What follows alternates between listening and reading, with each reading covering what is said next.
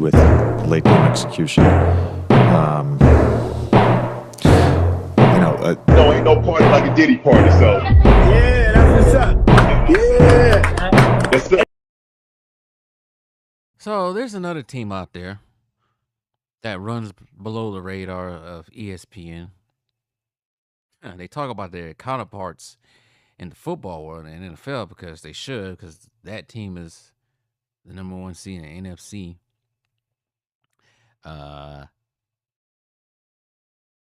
Tied for the best record right now in the Detroit Lions, but no one is talking about the Detroit Pistons. I totally understand why, somewhat, a little bit, but the Detroit Pistons. We all know the Detroit Pistons since 2004 when they won that championship over the Shaq and Kobe Lakers.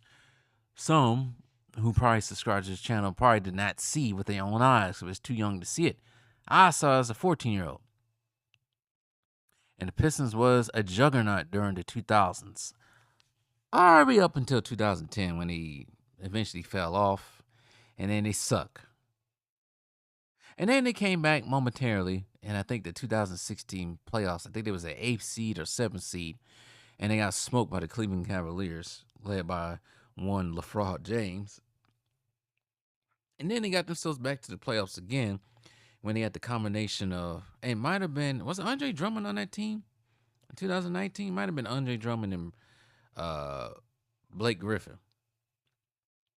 But it still wasn't enough to beat the Milwaukee Bucks, who just thunder thumped them in every game they played. Just absolutely beat their asses every game. Wasn't even competitive. And that was the last time they ever went to the playoffs. So that might have been 2019. And they spent the last few years just in the basement. And last year, we all know they went on that 20-something game losing streak. Well, this year, they have changed the tide a little bit. You know what? A lot of bit this year. Ever since December 21st, they probably lost 1 or 2, 3 games. They have been on a roll. And that game, the December 21st game, that started with the supposed finals contender, Phoenix Suns, who they worked 133 to 125. And then the next game after they played Lakers, 117 to 114. Beat the Kings by 1. Kings actually should have won that game. 114 to 113. Actually, they only lost 1 game since December 21st. And that was against the Nuggets, 134 to 121. They didn't really stand no chance. And then they beat the Orlando Magic, a playoff team from last year, and I think the current 3rd or 4th seed, 105 to 96. Beat the Hornets, and then they beat another playoff team a couple days ago, and the Timberwolves, 119 to 105. And just Monday night, they beat the lonely Trailblazers, 118 to 115. This team is currently 18 and 18. I don't think they've been this far into the season at 500. I don't know how long. They won 4 games in a row. And like I said, since December 21st, they have won 7 out of 8 games. And they played the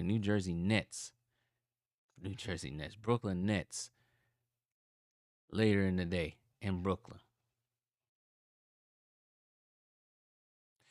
Shout out to everyone on this roster. Shout out to JB Bickerstaff, because I thought he was wrongfully ousted out of Cleveland, but I guess the Cavaliers front office made the right call, and I guess the Detroit Pistons made the right call, because he has changed this team around big time. Absolutely changed them around. And this is a very young team. I don't know if they're the youngest team in the NBA. I might want to say they are the youngest team. Maybe they're not. Let's see. I'm looking at the roster right now. That might be one of the youngest teams. I don't think they're the youngest teams. They do have 2 people over the age of 30. Tobias Harris at 32 and Tim Hardaway Jr. at 32. But everyone else, the main pieces are pretty much young. Their top pick a couple years ago, Cade Cunningham, is still young. He feel like he been in the league forever.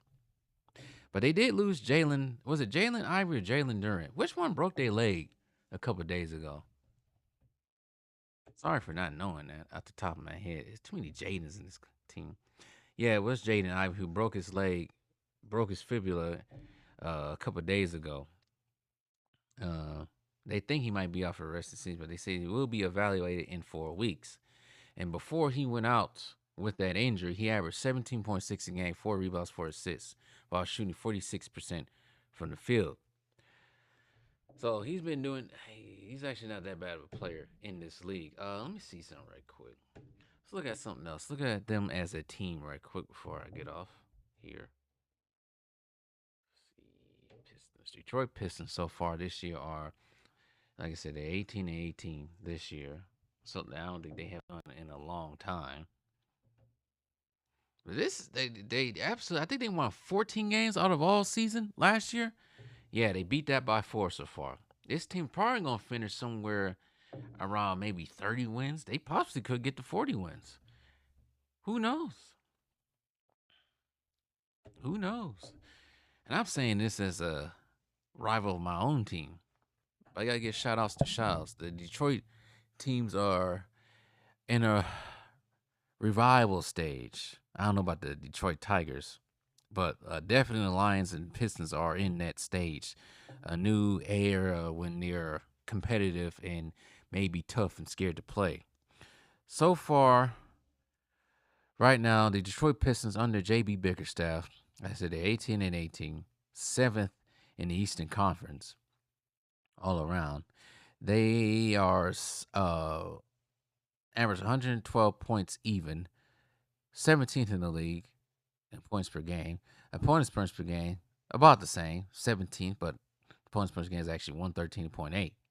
Their offensive rating is 18th, 112.1, and defensive rating is 113.9. So it's average numbers with them. I want to do some comparisons right quick to what they was last year. Let's see. Last year at this time, well, I can't say last year at this time. Last year, they under Monty Williams, they finished 14-68 last. Points per game 109.9, 27th. Opponents points per game 119.0, 26. Offensive rating 109.7, 27. Defensive rating 118.8, 26. Yeah. Big time improvement. Big time improvement from what they was last year. So shout out to JB Bickerstaff and this young Detroit Pistons team as they finally got themselves out of the hole. We'll see if they can sustain it for the rest of the season. I do want to see who's leading. I do want to see this right quick. Who is leading the leading scorer in this game so far? Yeah, the leading scorer in this game is Cade Cunningham. No, this is last season. This is last season. Never mind. I want this season. Let's see right quick.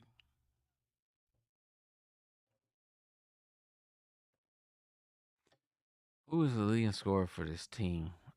Before I get off here. That was last season. Might be Cade Cunningham still. Let's see here. Go here. I'm just looking at their freaking wins losses for the last couple of years. They've been absolutely terrible. I think that was it. Yeah, Cade Cunningham is the leading scorer on his team. 24 points, 9 assists. Dang, he's going to triple double. 9 assists and 6 rebounds. Next behind him is Jaden Ivey, which they're gonna miss for some time. Tobias Harris is averaging 13. He's the third leading scorer. Fourth leading scorer actually, because Malik Beasley is averaging 16 himself. And then Tobias Harris and then Tim Hardaway Jr. But big shout out to this team. They're making moves. Bringing some pride to the city of Detroit once again. I know the city of Detroit, sports wise, has been absolutely depressing and true. Outside the Pistons winning in 2004, I think out of my 34 years of life, the Detroit area teams had just been maybe the Red Wings might be a little bit better, but baseball, basketball, football, they had their time being relevant. There was one point in time, like I said, the Detroit Pistons were finals contenders. They went to the finals back to back. And then after that, they just slowly dropped. We all know the Lions have been utter trash for most of my lifetime up until this year, last 2 years. So shout out to the city of Detroit. I still hate y'all out there, sports wise, but shout out to them.